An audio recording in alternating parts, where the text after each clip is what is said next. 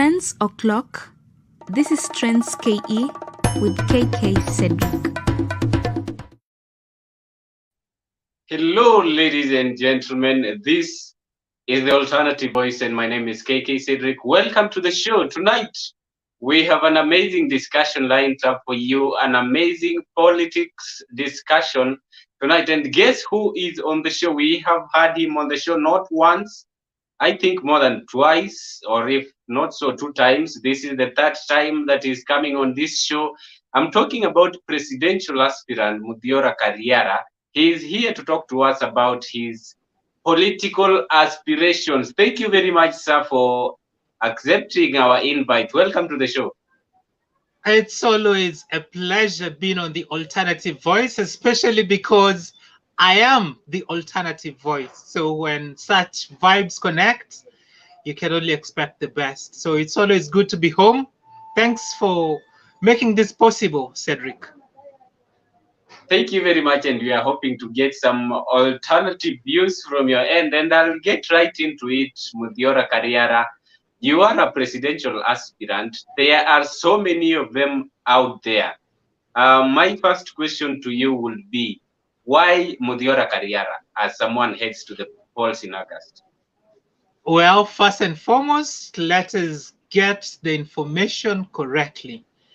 56 of us began this journey, but as of yesterday, as of last night, there were only 11 independent aspirants. Those running under parties were less than 10. They are talking about 18 that finally made the provisional shortlist. The final list that's going to come out by the 30th is going to have less than 10. So clearly, right now, we cannot.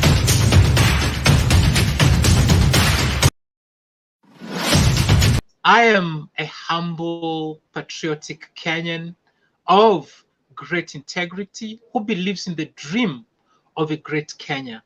A Kenya where every citizen assumes their responsibility and discharges it seriously, so that collectively we can make up for the lost time and the mistakes of those who came before us. I'm a believer that Kenya will be built by Kenyans for Kenyans. So yes, I am that alternative voice that has been missing in this space. I am that voice that represents the voiceless. I am that breath of fresh air that Kenya needs to reboot. You can easily say, Cedric, that I am the fifth. Yes. Muthiora the fifth. Talking of which, Kariara, this whole campaign and politicking, many are blaming the media actually that it has fronted it as a two-horse race. I mean, what is your view about that, and what do you think is your space in this fight for the presidency? The media has done a horrible job in reporting this whole presidential campaign. Start with the matter at hand, that yesterday was IEBC's deadline for submission of signatures and copies of IDs. We were there, we delivered our bundle as was required before the deadline, yet it has been reported that we were not there. I sent you a copy of the document that was given to me to certify that, yes, indeed, we met the deadline and we delivered. So the media has run with this false narrative that this is a two-horse race, when in fact, the race is wide open. The official campaign season has not even begun. Let's talk about pre-match activities. That's what has been going on. The real game is about to begin, and that's when we should now start getting worried that there are these who are already too far ahead and we can refer to them as horses, and these others are maybe donkeys. But all that said, let's talk about the horses. The two front runners have been in this game for far too long. If they are indeed horses, then they should have carried Kenyans already, because that's what horses do.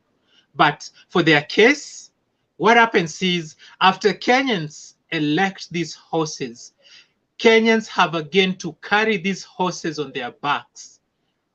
I suppose you get the absurdity of that. So maybe it's a time to not even talk about horses.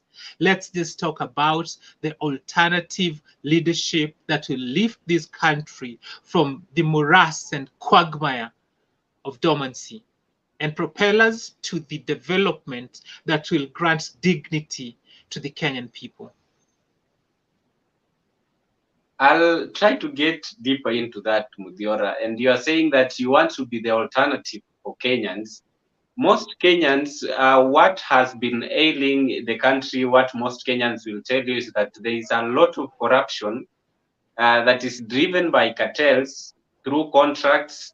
The budgets for contracts are very much exaggerated because there are kickbacks that are involved. So there is a lot of overquoting for government projects. That is where many people think that the Kenyans' money go to. And very many people get into these positions, talk of even governors, and they find it very hard to fight it off. What would you do in your case? Well, ending corruption is number one priority for a Muthiora Kariara administration. So God help us get into that office, because indeed we will do all we can to end corruption. Corruption is Kenya's Achilles heel. If we are to develop and deliver services to the Kenyan people, then we must strangle to death this monster of corruption. I am not corrupt. I am not funded by any cartel. I am not a beneficiary of corruption of any kind. So, given the responsibility to move this nation forward, I will not have the baggage that the so-called horses bring into administration. I have a clear mind. I know that I will have to bring in people who are not tainted, people who are patriotic, men and women of integrity. This is the kind of a team I'll be relying on.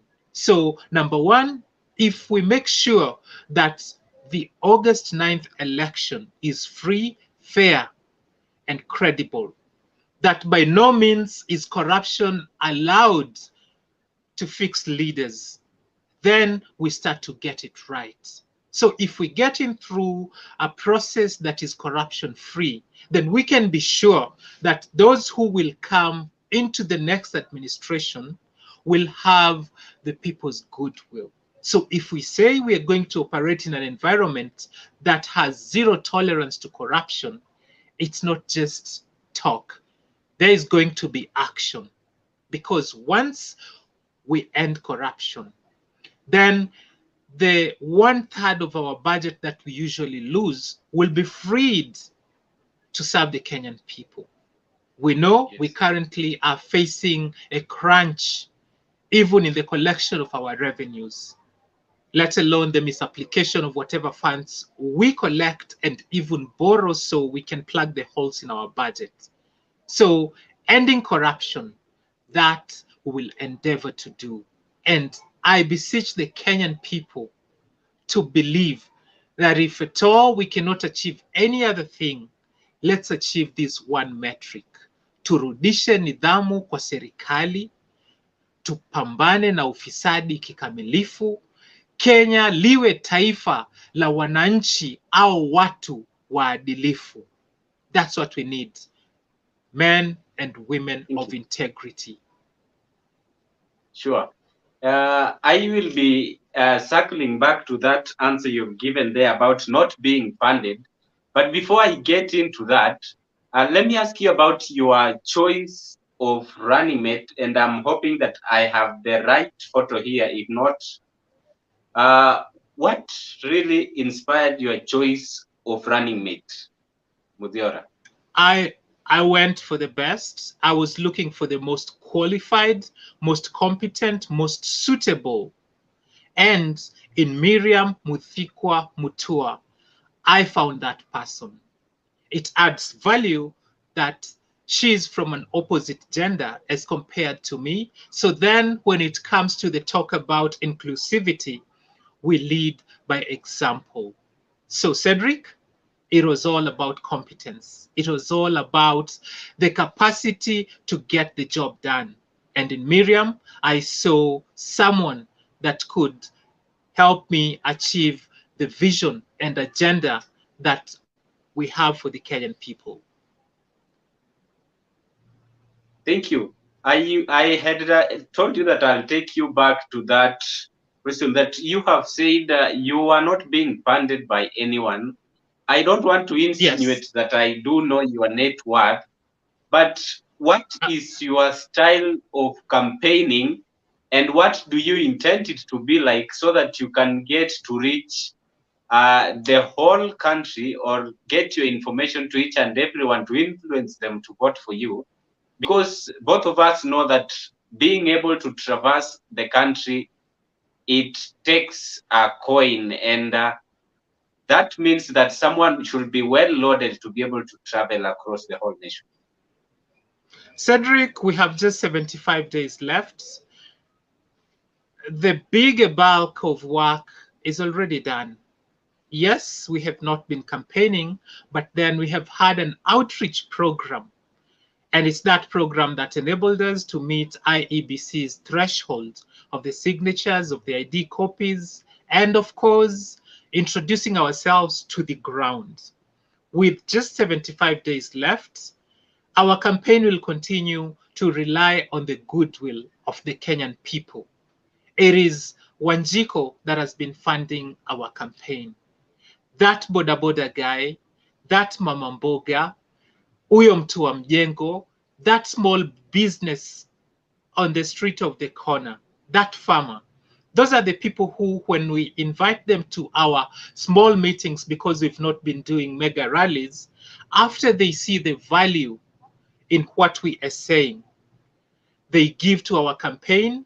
And thankfully, given our background, we know how to stretch a shilling to look like 100. We know how to get value out of every coin that we get. And that's how we're going to continue to run our campaign.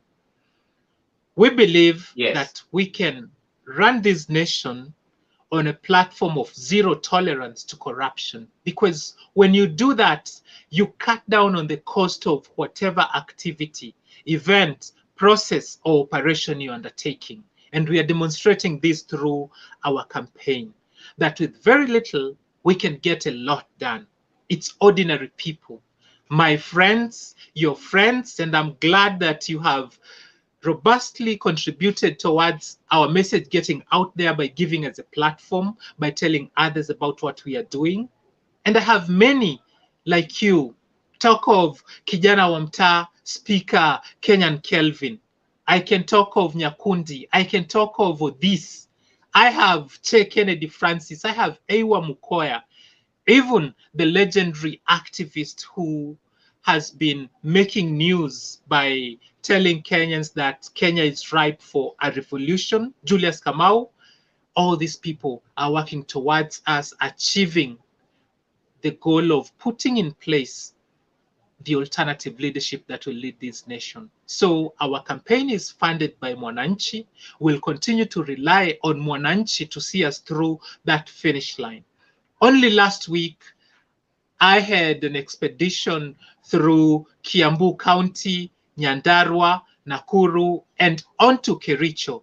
I did this on a bicycle, and while we were on the road, volunteers were sharing information about our campaign online, and we reached a lot of people. Our campaign was massively successful. So we'll continue to use these ingenious ways to reach the Kenyan people. We're telling them that it's time to do things differently. We've been trying the same people, the same way over and over again and expecting different results. It has not happened. It's not going to happen. So we are pleading with the Kenyan people that as President Uhuru Muigai Kenyatta goes home in August, as is required by our constitution, let that bus that will take him to Ishaweri also take with it these political noisemakers and disturbers that we've had in the name of Raila Amolo Odinga, William Ruto, Musalia Mudavadi, Kalonzo Musyoka, Moses Wetangula. I mean, the whole lot that have been there, made promises to Kenyans, gotten an opportunity to serve, but did not deliver the promise they had made to the people. You are saying that all these people are supposed to go home. If you check on their campaigns and how they are trying to reach out, like to get support from across the nation, they have tried to divide even the seats for CS positions to different areas in the country. And you're saying that you're trying to insinuate even those who have been given those positions, CS positions, by these two front runners, that they have been in this for so long and they are supposed to go home. So what would a Muthiora Kariara cabinet look like? Wouldn't you need those minds who have been in this business for long? Cedric, if being in this business for long means turning a visionary, honest, astute professional into the corrupt people we see right now in cabinet, then let's not have that experience in government. It has failed us so far. Let us try something different, because experience has given us people who do not want to operate within the framework of our constitution and abide by the law. Experience, the Kenyan way, the Kenyan style, has given us people who want to own everything and have Kenyans eat from their pockets like you would groundnuts. If that's what experience means, then clearly it's not going to get us to Canaan. Let us put it aside, try something else. Maybe that will work. And that something else is the alternative leadership that Muthiora Kariara and the whole team behind me is offering. We are offering patriotism. We are offering integrity. Character and courage is on the table for us. Vision, and not just words, but also action. That's what our team is about. These are the perspectives and pillars of our administration given an opportunity to serve. So when I say we need to send these people home, I'm saying, yes, there is what they have done, but it has not been enough to get us to where Kenya needs to be.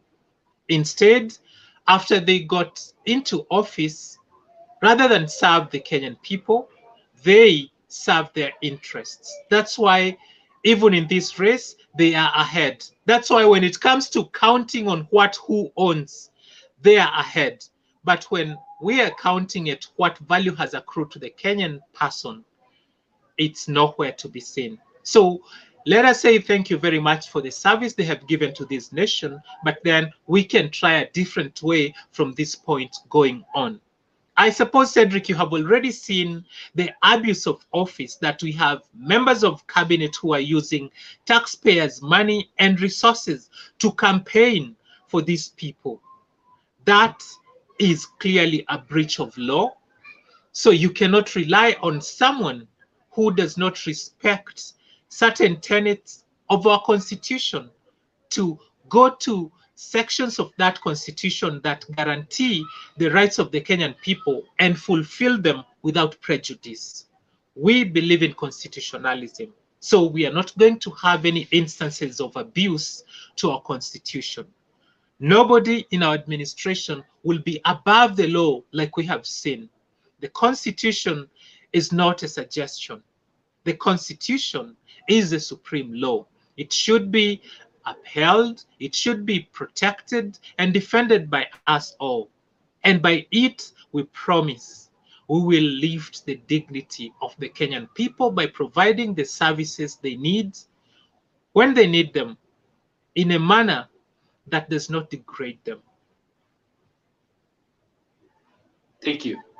Thank you, Muthiora. And I'll ask you one more thing. Actually, you hit headlines last time when you were the only one who showed up for the deputy president's interview because you had a whole lot of time and you are very eloquent at expressing your issues. So let's say tonight you receive a call from Karen, that's from the deputy president, or from the former prime minister Raila Odinga, telling you that you are a very bright young man and you would do good for a certain CS position, and then that will mean that you shelve aside your ambition of becoming president for this time round. What will be your answer to that call? Well, the answer would be no, and this can be confirmed by my track record. The Jubilee government approached me and I declined. I was offered positions in the current regime, and even though I did not have a proper job, I thought I cannot possibly be at peace working for the kind of administration that the Jubilee government represented. So again, I will tell you, I'm in this race to win it. To win it because I believe I'm the most suitable candidate in this race. I am young, I am strong. I have a vision that transcends whatever these other people are offering. I have researched and I have seen that we do not need to go back to research because we have enough reports that are gathering dust in our shelves. I will shortly be telling you about the plan we have about reviving our economy through agriculture. And I'm informed by statistics. I am a very good team player, something that these top wigs are not. I know who, if put where, will be most competent to deliver for this nation. So I'm appealing to Kenyans to not make the same mistake they have made over the years. In 2002, Ruto was in an opposite camp as Raila Amolo Odinga. In 2007, they came together. In 2013, they parted ways. In 2017, they were still in opposite camps. So also is 2022. These are the same faces, the same people who, when they were in office, life got more unbearable for the ordinary Kenyan. They are the problem we must solve. And I'm offering to engage Kenyans in fixing this by sending them home and having a clean slate, starting afresh and moving Kenya forward in the right direction, because somewhere down the road, we lost our way. That's how come countries such as Singapore, Malaysia, and the other Asian tigers with whom we were at par when we got our independence moved forward while we stagnated. We went into cult-like worship of our leaders instead of building strong institutions that take care of the people. I am about building strong institutions, institutions that will eventually build the ordinary Kenyan person to believe that if they dream and work towards their dream, anyone, regardless of their background, can make it in this country. Wow, that's amazing. I have seen in most of your campaigns you involve the youth, and mostly it's the youth who help you in doing your campaigns. From what I have seen online, so most of these youth, they are crying of joblessness. Many don't have reliable jobs.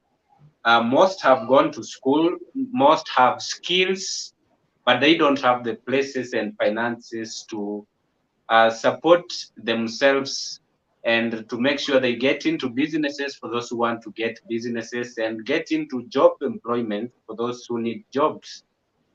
What is your answer to this youth? Muthiora? Well, it's in twofold. Number one, the answer lies in our education system.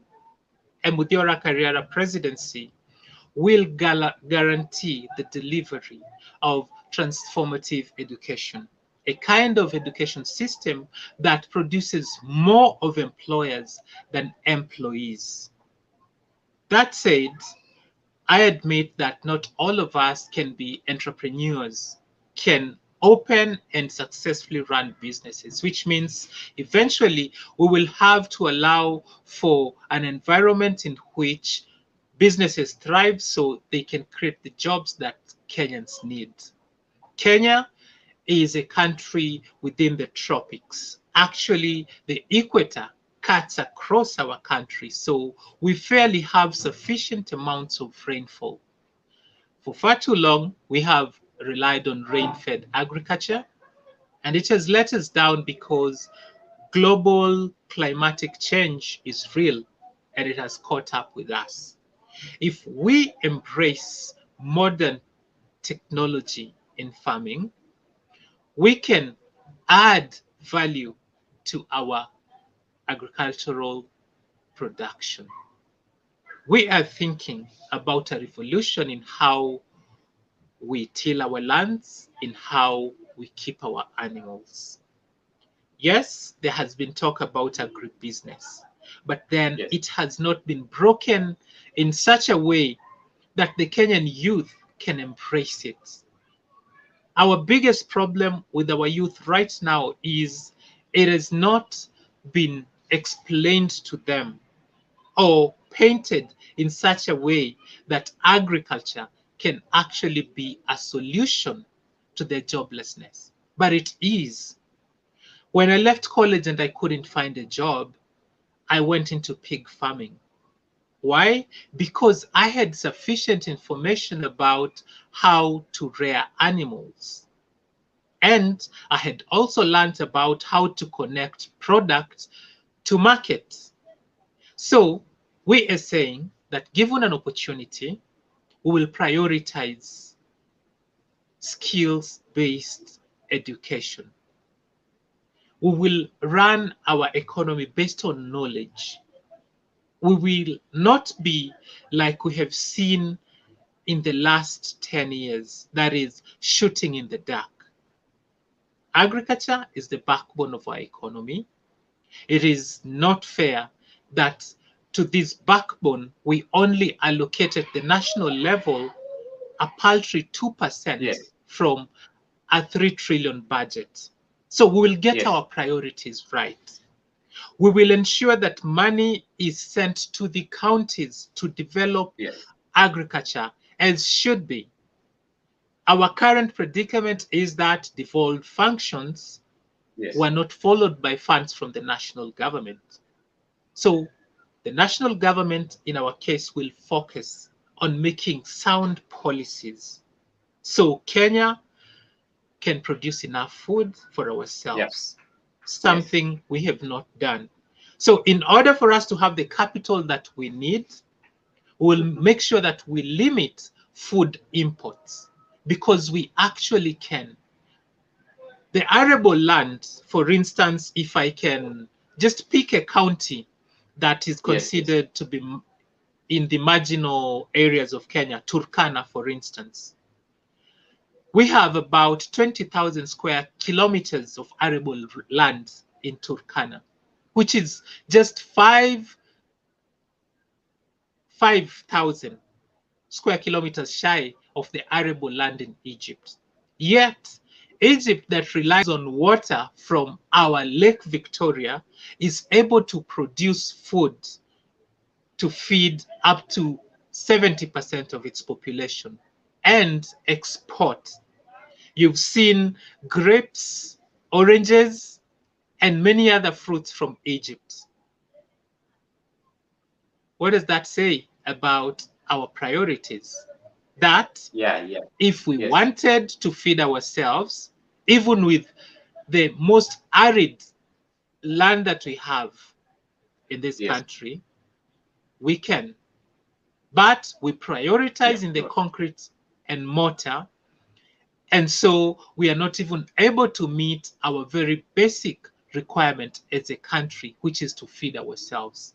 So, yes, I said we will end corruption, but number two, we will guarantee our own security by ensuring that food security in every household is guaranteed. We will feed ourselves, Cedric, and we will do it through our Yes. agriculture.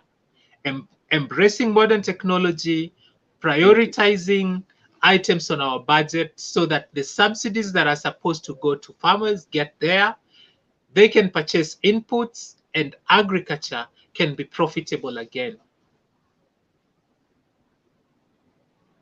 Yeah, and first let's get to see what people are saying, those who are watching us, and I can see from my screen here, tuned in from Maseno, that's Christine Ayeko. Thank you very much for tuning into the show. Christine Ferdinand Mzito says, we are together. Thank you very much for tuning in. Who else? That's Don Applejacka is tuned in from Kochi, India, my producer. Thanks for tuning in, Don. Augustine Thanks, Don. Ilondanga.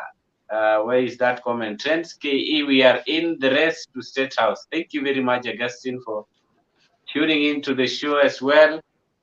We are having Alex Onsase saying is tuned in from Nairobi, loving the political vibe. Is Mr. Kariara still in the race? May he tell us his background in politics? Would you wish to answer that before I proceed, Kariara? What is your background in politics? Okay, I will first answer the first bit, which is I'm still in the race. We delivered our documents to IEBC at Bomas yesterday. We got a call today at around 3:30 confirming that we are expected to be giving our final papers for nomination on the 6th of June at 1 p.m. That's our time slot. So between now and then, please do tell people that we are in this to win it. And we are winning it because my experience in politics has been that when I was a student leader, which is where my elective politics began, when I first ran, I did not make it. But during the second cycle, which is similar to me running this time, I'm doing my second cycle, I made it to office. I first ran for elective office as the Secretary for Sports and Entertainment at the University of Nairobi under SONU. And it was at around the same time that Professor George Magoha was appointed Vice Chancellor. And together we transformed that institution from the ragtag institution it had become, one where an academic year could not go without a disruption. But when we served, we made sure that information flowed as should be between administration and the students. And whenever there was an issue, it was resolved amicably. Yes. We were able to use foresight to fix problems before they got to a point where they would disrupt our academic programs. So that's where it began.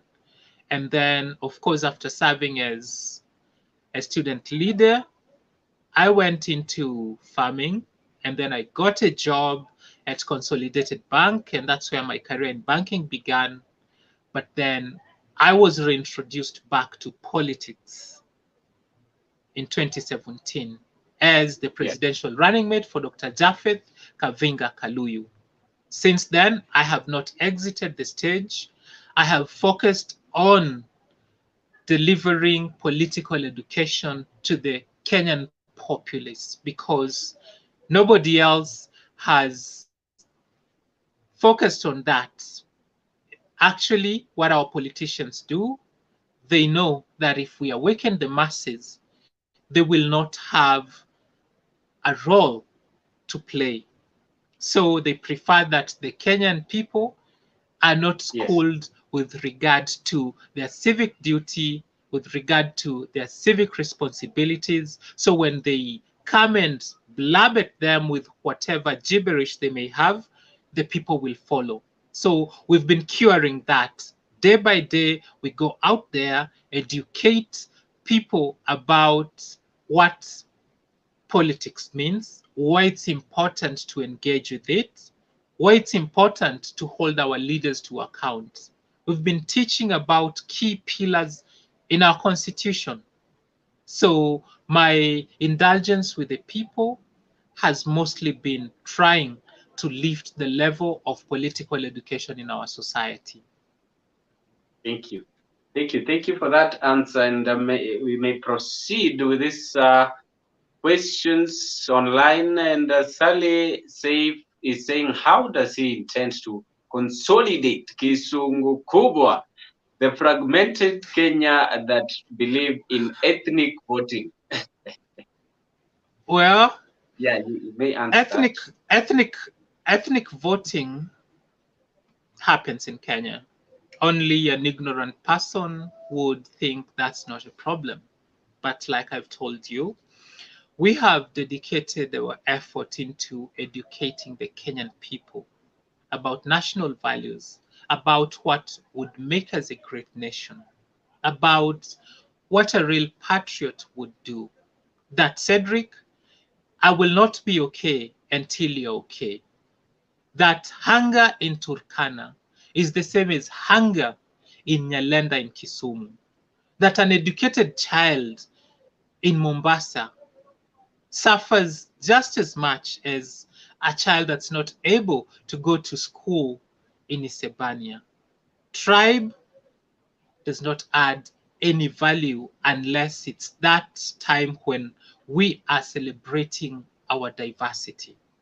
It should not be used to divide us, which is why I'm looking for votes from across all countries.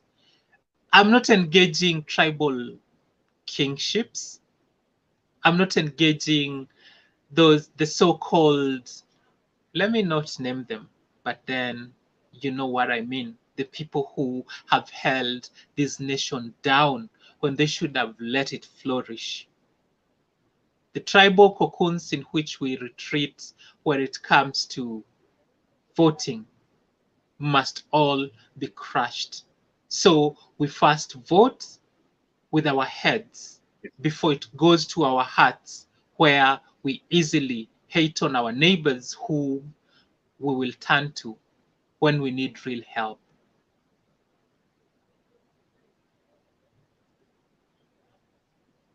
Thank you. Another one here. Who is this? Let me just get that as well. We have JK saying Mr. Kariara is shooting his shot nicely. Swali yangu ni, how prepared is he? What if akilose ama, what are you targeting? What about forming an alliance? Thank you, JK. At this point, I believe we have a very strong chance to win this election. I'm a pragmatist, and I believe that with 75 days to go, we'll be able to reach a majority of Kenyans out there. I've been asking myself how to break this down, and maybe this is it. The people at the top got there as a result of sitting on the masses, stealing from them, abusing them even. So the only way that the masses are going to get value out of their taxes, out of our very progressive constitution, is if we remove this top that has sat on us for too long. Gladly, the people we engage and explain these to get it without a fuss. We do not have to belabor the point, because indeed, if a politician that started out as an ordinary poor person is now a billionaire, only one thing could have happened, and that is transfer of wealth from the public coffers into the private personal accounts of these politicians. So there is no way this politician is going to fix this system that is broken to uplift that common person. This is information we are able to break down to the Kenyan out there, and they are getting it. We pray there will be enough time for us to reach enough of them so that on the 9th of August, we do not gamble with our future again like we have done. I'm not shooting from the hip because I want to, but it's because Kenya is at a crucial juncture where if we make another mistake of electing inept leaders who are more about talk and power than real delivery of service to our people, then the gnashing of teeth is going to get even worse. We told you that if the Jubilee government got another chance, things will get worse. It has come to be. Now, if the Jubilee government goes home and with it we do not send these other members of the ruling political elite, then things are going to be even worse than they already are. System imevunjika.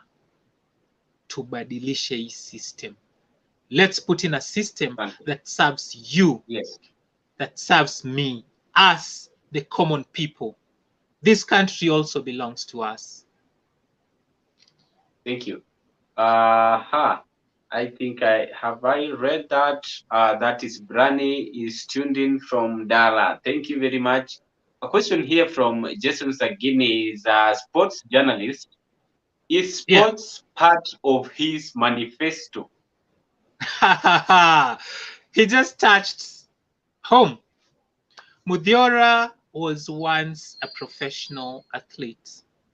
I played soccer in the Premier League, but then I never flourished. I never got a chance to turn professional in the international league because of the leadership that we had then. Everything rises and falls on leadership. We had the misfortune to be at our prime when the wrangling in the Kenyan Football Federation was at its worst. So when it comes to knowing what needs to be done, Muthiora Kariara understands where that shoe pinches. I have been a sports person. I have been treated unfairly. I got wasted by the poor leadership that we had. And by the way, I was of the crop that comprised of Dennis Oliech, McDonald Mariga. I joined Tusker to replace Arnold Origi when he got an offer to go play in Europe. But because of the way things were set, things never quite took off for me, because at the same time I was also completing my degree at the University of Nairobi. So sports to me sio mchezo. Mchezo au michezo ni kazi. We are going to have a robust, industrious, sporting industry should we be given a chance to run this country. I can assure you that the many jobs that we are looking for, majority of them will come from sectors that have hitherto been ignored, sports being a very huge one. So if you want to see a new phenomenon in Kenya, elect Muthiora Kariara as your president. Thank you. We have a very fertile ground. We have a track record in sports. You've seen what Ferdinand Omanyala is doing in the global scene. You know what Kipchoge has been doing for over 20 years. You know about our volleyball capability. Even soccer was once a mainstay for Kenya. We will fix all these problems and create a thriving sporting industry that will support our young people. Yes. Let's proceed, and I'll just read through the remaining questions. Just put a few at the back of your mind, and then you will give your final remarks, because I can see time is very much not on our side. We have Daniel Jaka here, my producer, asking, in your manifesto, will you consider the unemployed youth? How about tackling the high cost of living? And lastly, We have Shiru Kim saying, Mr. Kariara, why go for presidency? Why not for MP or MCA, rather governor? What motivates you to be in the race? Are you independent candidate? What's your outreach and scope? What's your main agenda? As you conclude, Muthiora Kariara, please take us home because I can see time is very much not on our side as you respond to those two questions and your final remarks, kindly. Muthiora Kariara is an independent presidential candidate in the general election that's to be held on the 9th of August. I'm running for president because it's the office of president that provides the tools and instruments to provide the answers that Kenyans need. The fish, as we have been told, rots from the head, and that has been the case in Kenya. You may be a very good MCA or MP, but because of the way things are set up in Kenya, orders from above will hamper service delivery to your people. So if we indeed mean to fix the mess that we are in here today, we need to fix it from the very top. In every election, Kenyans sent home over 70% of their elected leaders. But what does not change is those at the very top. And as long as they remain up there, nothing will change because it's like changing new wine in an old wineskin. So in this election, I'm appealing to all Kenyans to know that the only way that things are going to change for you and me is if we kick status quo out. On the cost of living, I mentioned that we will focus on value addition in our agriculture. The biggest chunk in an ordinary Kenyan's budget is food. If we are able to produce our food locally, we can cut on the cost of living by up to 40% because food accounts for the biggest chunk of what we spend in whatever money that we make. That at least for most Kenyans. So once we fix our agriculture and we are not importing our food, the cost of living will come down. We seek to eradicate corruption. If we do that successfully, then you can be sure that the cost of electricity and fuel will go down, which in return will have a ripple effect that it will attract people to come invest in Kenya. Once we have capital coming back into Kenya, more jobs will be created. The result of which is we'll be able to raise more taxes so we don't have to borrow more like we are currently doing. If our government is not borrowing as much as it's doing, then that would mean that our banks will now have a duty out of the capital that will be lying fallow to lend to SMEs. And that in return will lead to creation of more jobs. So value addition is what we're here to do. And I am imploring you to sit back and ask, where is it that I can do different to add value in whatever it is that I do? How best can I do the job that I wake up to do every day, be it formal or informal? But bearing in mind that a Muthiora Kariara presidency will seek to formalize majority of the jobs that currently are called informal. We will have a framework where there'll be recognition of these juakali, so to speak, kind of jobs. So every Kenyan takes pride in what they do. It's true, kazi ni kazi. Lakini kuna kazi zingine ambazo zimedharauliwa. Sisi tutakuja kuzipa hadhi, kuzitambua na kuhakikisha kwamba kila mtu anapata fursa ya kujipatia riziki. Asante. Yeah, thank you very much, Muthiora Kariara. It is always amazing to have you on the show, and I'm glad that you accepted to come this time round for this conversation, and I'm hoping we shall find time for another conversation sometime soon. I totally appreciate the offer. Call me up so we can now break down the Value Addition Manifesto. Hopefully after the 6th, when we get the nod that we are going to be on the ballot on the 9th of August. Thank you. Thank you very much, Muthiora Kariara, and thanks to everyone else who has tuned in to the show. It has been an amazing conversation here.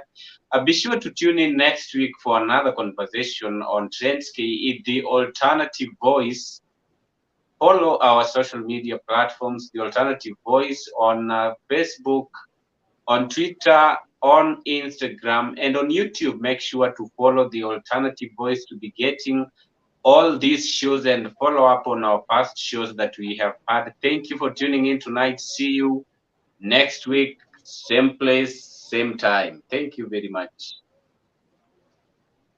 Thank you, Cedrick.